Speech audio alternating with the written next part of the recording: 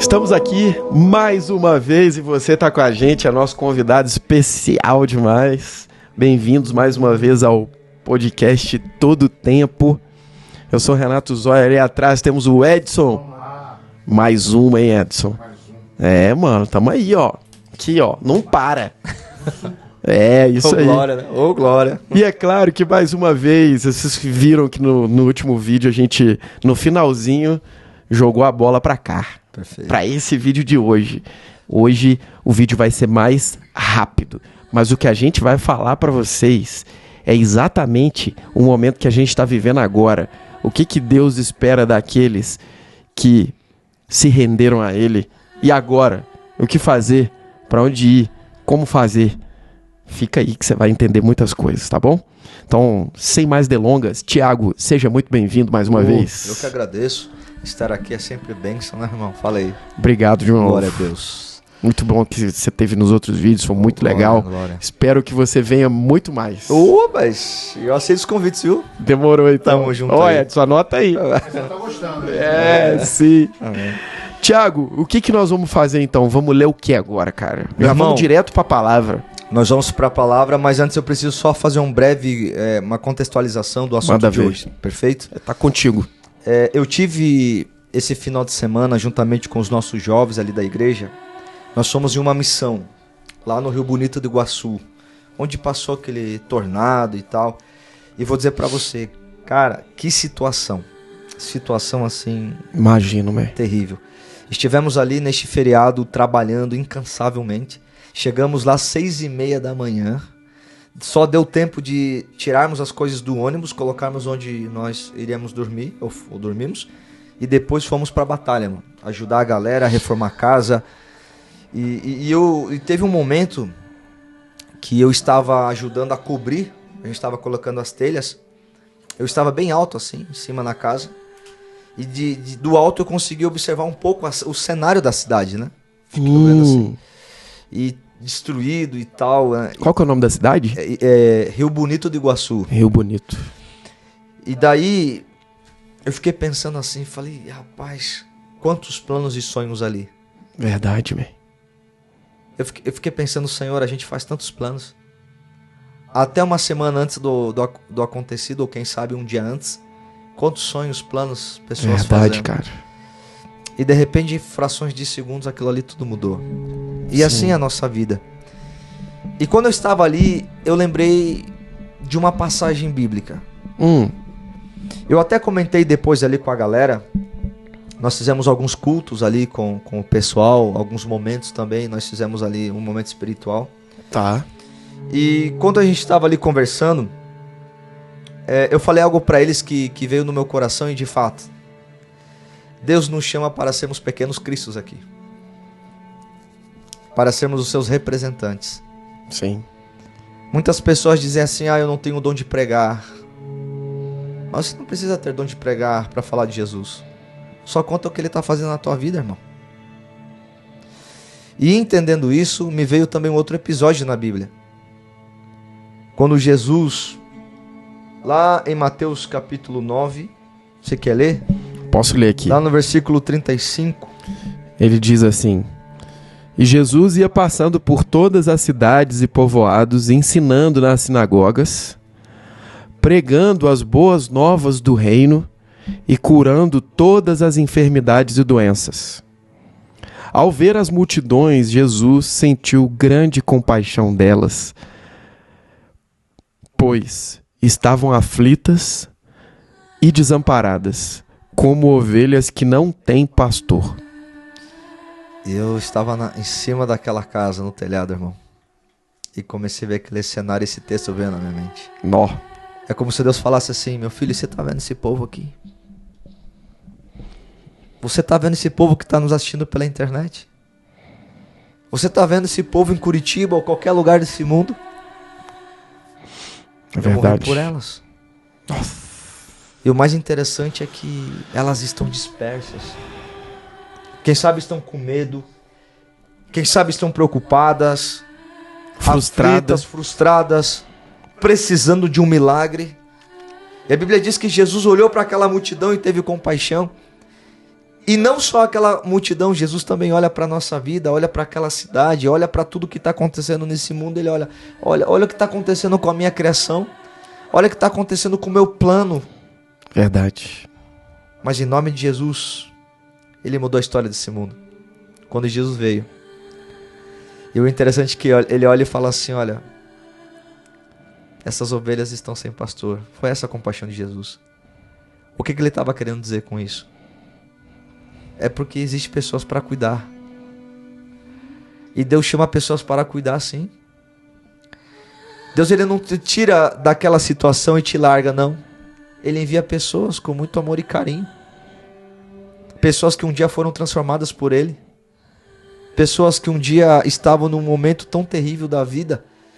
E de repente então entregaram o coração a Cristo. E o Senhor então fala assim, você me ama? Agora vai e apacenta aquelas ovelhinhas que estão aflitas. Cuida, calma, traz paz para aquelas ovelhas. Perfeitamente, estão machucadas. Sara as feridas dela, porque um dia eu sarei as suas. E o interessante é que não para por aí. Leia os próximos versículos. Jesus então ele olha para os discípulos. O que ele diz para os discípulos? Então ele olhou aos seus discípulos e disse, de fato a colheita é abundante, mas os trabalhadores são poucos. Por isso, orai ao Senhor da seara e pede que ele mande mais trabalhadores para a sua colheita. Ou seja,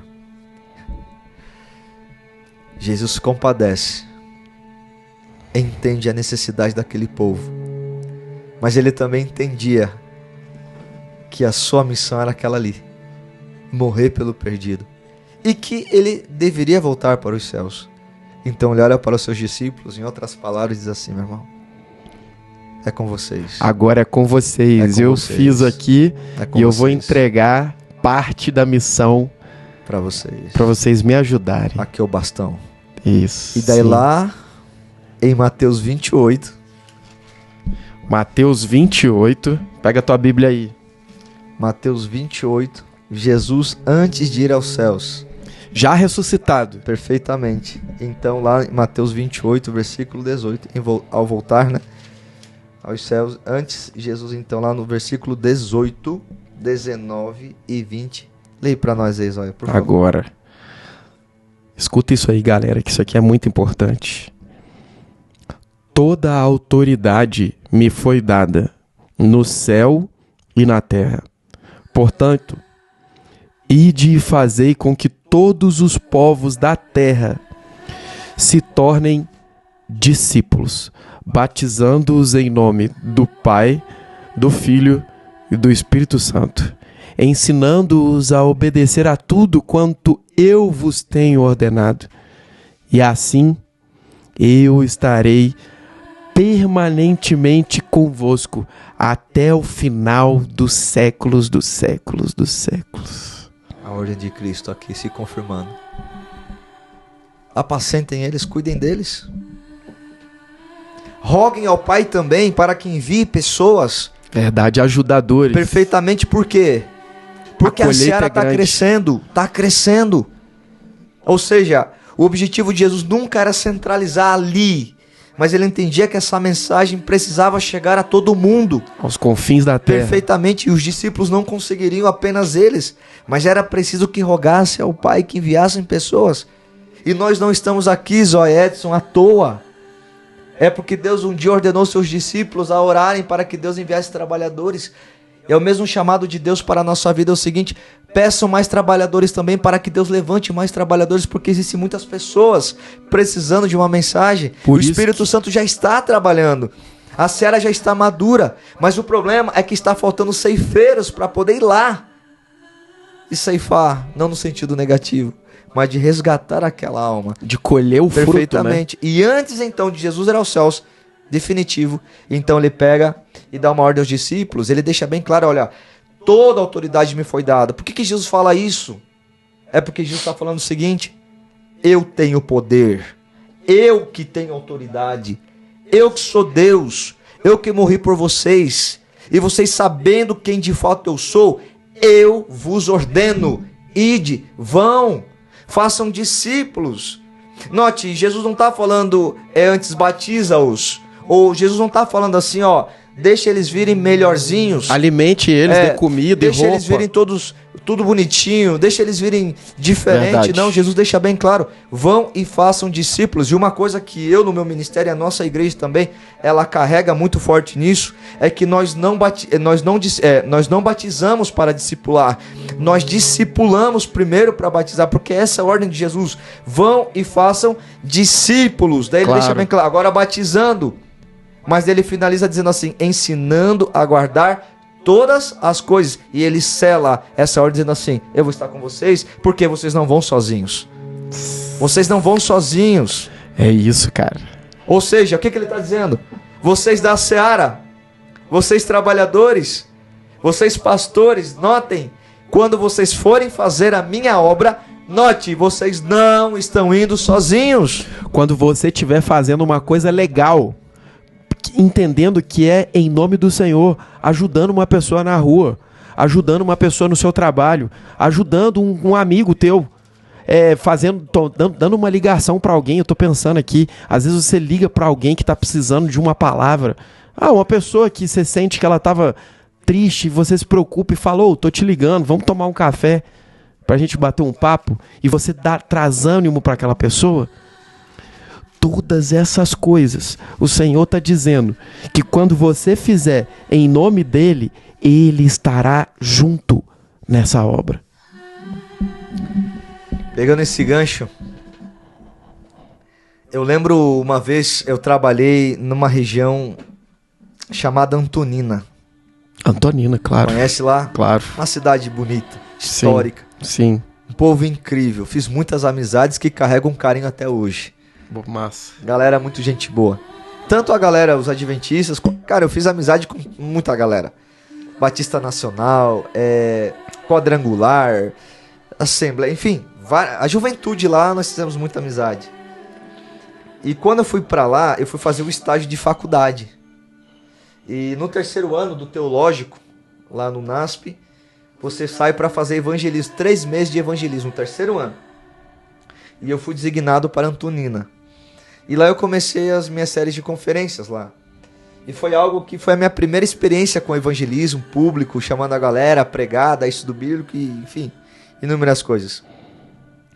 E quando nós fomos começar ali as conferências, nós saímos com um grupo na vizinhança, nos bairros, convidando com panfleto que nós faríamos ali uma atividade. E no primeiro vídeo eu falei que desde criança eu queria viver intensamente as histórias bíblicas, como Davi e os apóstolos também viveram. Claro. Né? Eu até comentei que a gente ia a alguns lugares, eu orava lá e tal. Sim, sim. E daí eu lembro que quando nós saímos, eu saí com esse pensamento. Cara, nós estamos saindo em nome de Jesus. Note, nós não estamos saindo à toa. Nós não estamos saindo para qualquer evento. Nós estamos saindo em nome de Jesus para uma missão. E eu saí com muito isso. Eu saí com muita convicção disso. Eu saí com meu amigo e falei, meu irmão, vamos nessa. E a gente orou e fomos. Fomos nas casas convidando. Tá. Até que eu cheguei numa casa. Que na verdade era meio que um barranco. A casa era lá embaixo assim. E era lona na parede. Uma telha assim. O fogão era fora, assim, era lenha que eles faziam lá. Era uma situação muito precária, sabe? E daí, nós chegamos ali, falei com o rapaz, eu vi que o rapaz estava alcoolizado. E eu falei, posso descer para conversar com o senhor? Ele falou, pode vir. Eu vi que o meu amigo ficou um pouco assim, né?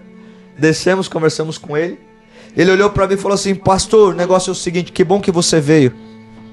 Eu quero então que você entre ali. A casa deles era como se fosse uma tenda. A cama era um sofá. E daí ele falou assim para mim, pastor, eu quero que você ore pela minha esposa, porque ela está com as mãos atrofiadas. E quando eu cheguei, as mãos dela estavam bem assim. Ela não conseguia fazer comida. Ela não conseguia se cuidar, ele que cuidava dela. Poxa. Ele falou assim, quero que você ore por ela. Meu irmão, na hora que eu entrei na casa deles, eu lembrei desse texto. Eis que estou convosco. Eu falei, Senhor, eu não vou entrar aqui de qualquer jeito. Eu não vim aqui no meu nome. Nossa. Eu pensei comigo, eu vim aqui no nome do Senhor. Meu Deus Eu do acredito céu, nos seus milagres, eu acredito no seu poder. Sim. E eu acredito que o Senhor tem, sim, autoridade para resolver qualquer coisa.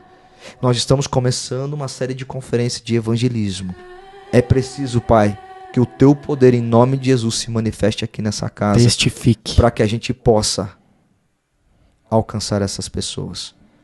Eu cheguei para ela, falei com ela, pedi que ela colocasse, meu irmão, as mãos dela aqui nessa Bíblia. Porque ela falou assim para mim, pastor, eu tenho um sonho de segurar uma Bíblia, eu não consigo. Daí ela, falei, coloque sua mão aqui na Bíblia. E falei assim para ela, você acredita que Deus tem poder? E você acredita que Deus vai poder fazer você segurar uma Bíblia um dia? E ela falou, sim, acredito. Você tem fé que Deus pode te curar? E daí então eu fiz uma oração, falei assim, em nome de Jesus, Senhor, opere o teu milagre. Para que essa mulher segure essa Bíblia. Tô até sentindo aqui, mano. Meu irmão, fui embora. Ali na hora não aconteceu nada, fui embora e tal. Tá. Daí vi que naquela semana eles não foram com a gente. Eles não foram lá. E eu retornei. E quando chegamos na casa deles, a primeira coisa que eu vi, a mulher fazendo comida, meu irmão. Eu falei assim, eu levei um choque. Mano, eu comecei a chorar, mano. Sim, porque é muito forte, né, man? Cara, não duvidando do poder de Deus, mas entendendo que o Santo Espírito ainda nos usa assim como Deus usou os apóstolos. Sim, cara, isso é bonito demais, velho. E daí, pela minha surpresa, foi o seguinte. Quando eles foram no nosso evangelismo, eu fiz o primeiro apelo para eles aceitarem Jesus.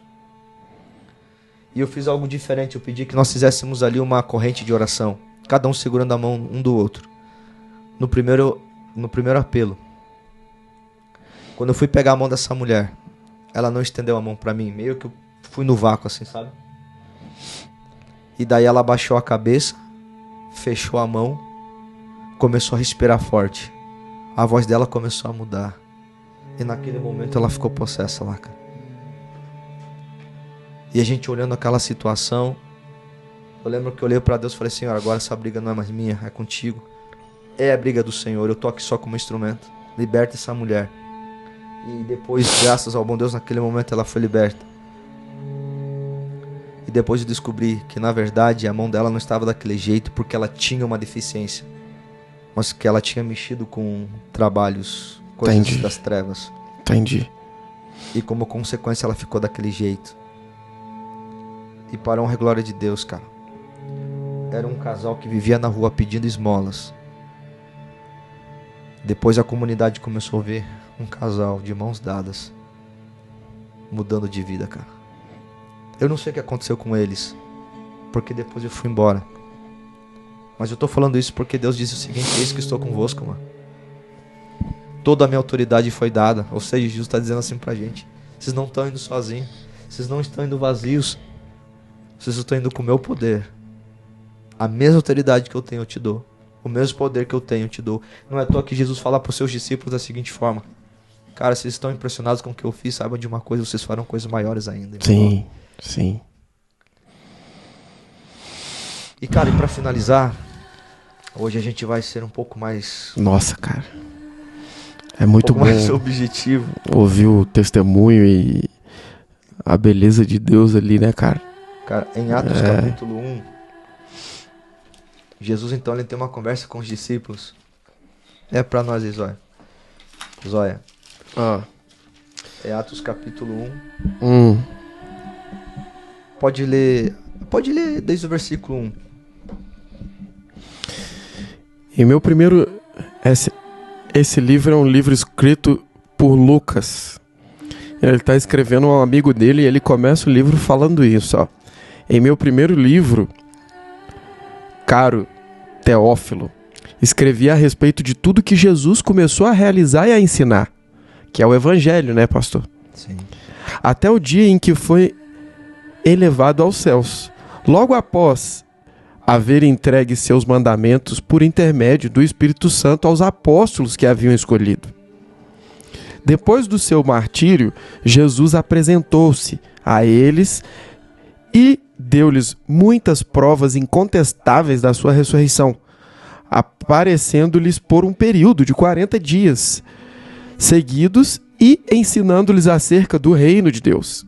Certa ocasião, enquanto ceava com eles, ordenou-lhes que não se ausentassem de Jerusalém, mas que aguardassem a promessa do Pai, a qual salientou ele: de mim ouvistes, porquanto João de fato batizou com água.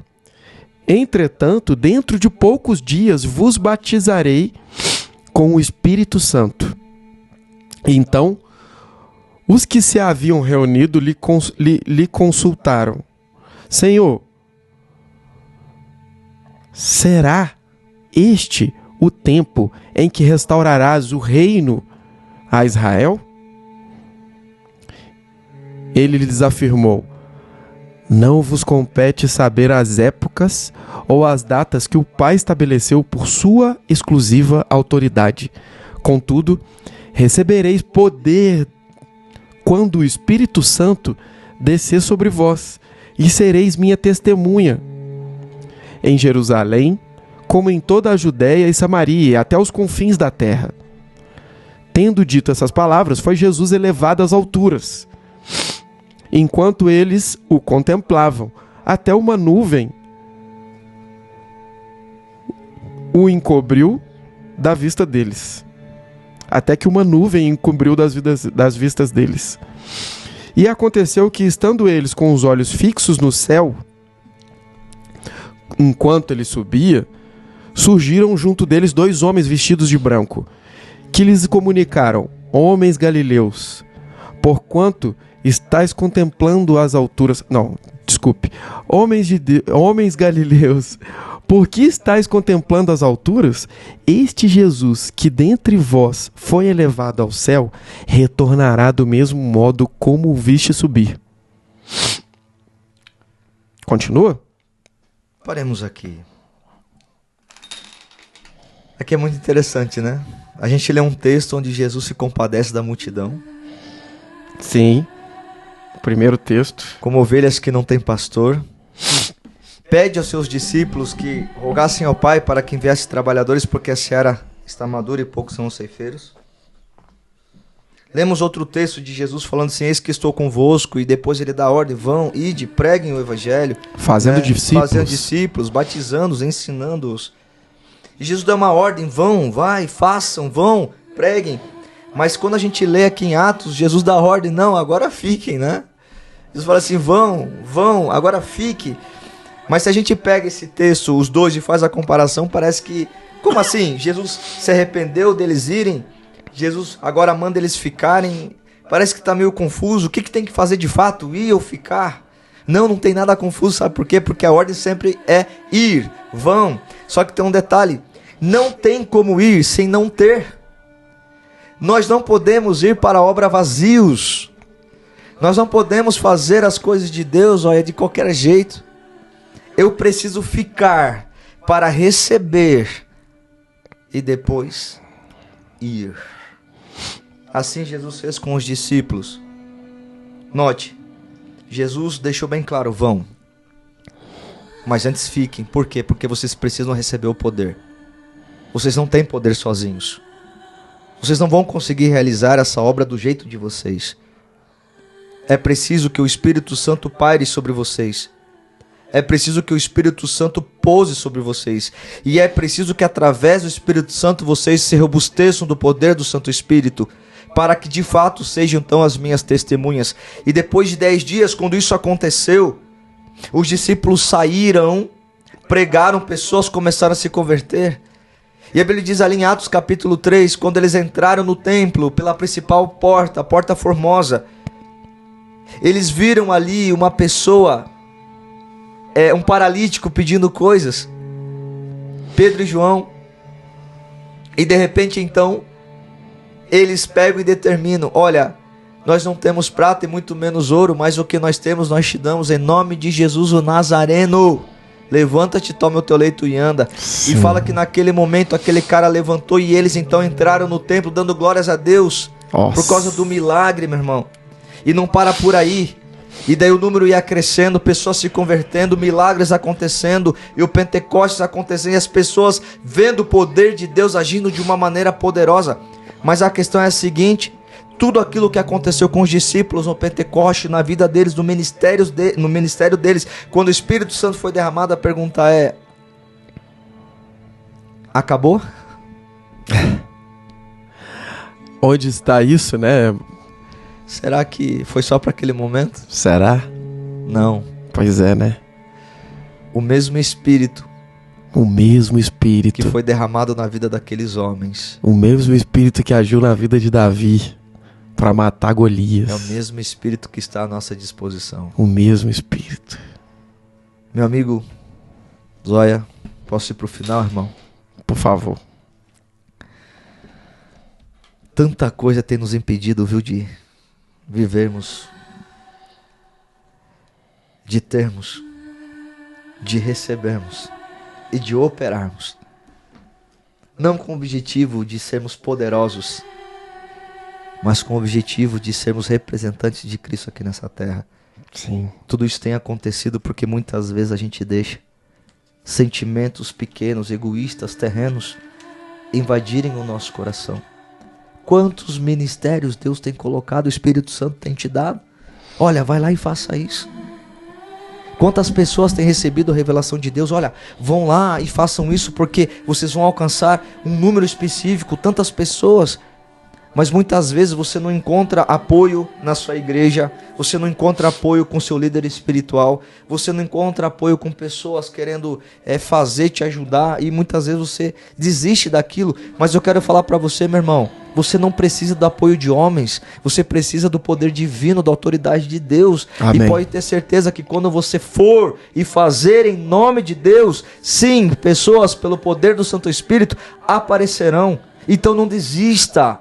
Não pense você que, eu preciso de fulano. Não, você precisa de Deus. Você precisa do Santo Espírito e entender que existem pessoas lá fora, sedentas, porque a seara está madura. Só vai, meu irmão. Amém. E deixa Deus conduzir as coisas. Essa é a verdade. Se pessoas que você tem entrado em contato estão falando assim, eu não vou, é porque elas ainda não estão preparadas para ir.